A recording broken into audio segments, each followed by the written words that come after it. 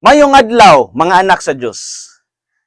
Karong adlaw atong pamalandungan ang tema nga Pilgrims of Hope. Ang tema nga gipili sa simbahang Katoliko para sa Jubilee Year 2025. Sa binisaya nga hubad, ang Pilgrims of Hope gihubad ni siya sa uban peregrino sa paglaom, magpapanaw sa paglaom, nagapanaw malaumon. Pero unsa man jud ang buot pasabot niini? Atong sabton kini pinaagi sa tulo ka punto nga maghatag og kahayag nato gikan sa kasaysayan, gikan sa Biblia og mga pagtulunan sa simbahan. Una, ang pulo nga pilgrim o peregrino nagpasabot og usa ka tawo nga nagapanaw, dili lang turista apan usa ka tigpangita. Sa Kristohanong tradisyon, ang usa ka pilgrim nagapanaw uban sa iyang katuyuan. Pilgrim with a cause, no? Nga nangita sa Dios ug sa mas lawom nga pagtuo. Ang Biblia puno kaayo sa mga pilgrimages. Si Abraham gitawag nga mubiya sa iyang yutang natawhan og mulakaw pinaagi sa pagtuo. Ang mga Israelita nagpanaw sulod pod sa 40 years padung sa yutang saad. Bisan si Jesus, siya mismo nisaka padung sa Jerusalem, bisan kabalo siya nga kini magdala kaniya sa krus. Kita sab isip mga binunyagan, mga pilgrims nga nagapanaw niining kalibutan na paingon sa tinuod nga puloy-anan uban sa Dios.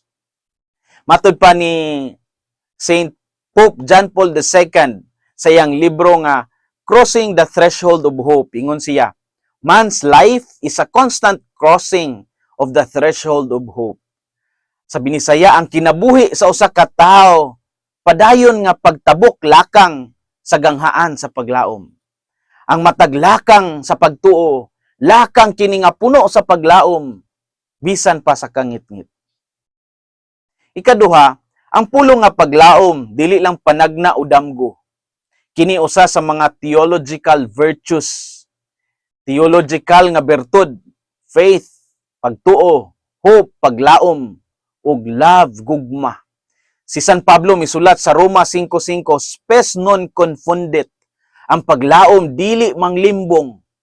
Nganuman, kay ang gugma sa Dios gibubo na sa atong mga kasing-kasing pinaagi sa Espiritu Santo.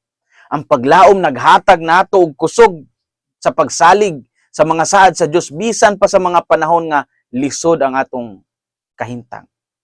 Giawhag kita sa simbahan karong Jubilee Year nga mahimong mga aktibong magdadala sa paglaom, labi na kay daghan gihapong gira sa tibuok parte sa kalibutan, sa daghang parte sa kalibutan, daghan gihapong kasakit o daghan gihapong kawadon sa paglaom. Ang mahimong Pilgrims of Hope nagpasabot sa pagtuo nga ang Dios nagpanaw gihapon uban kanato bisan pa sa kalisod og daghang hagit sa kinabuhi. Ikatulo, kini nga tema dili lang pagpangandam alang sa kaugalingon apan panaw ngadto sa uban.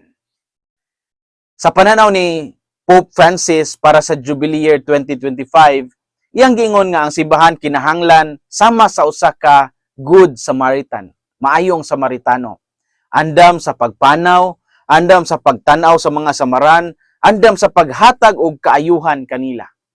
Ang mahimong pilgrim nga puno sa paglaom, nagpasabot nga kinahanglan usab kita mahimong suga ngadto sa uban. Labi na sa mga kabus, sa mga nasubo o sa mga nakalimtan sa katilingban.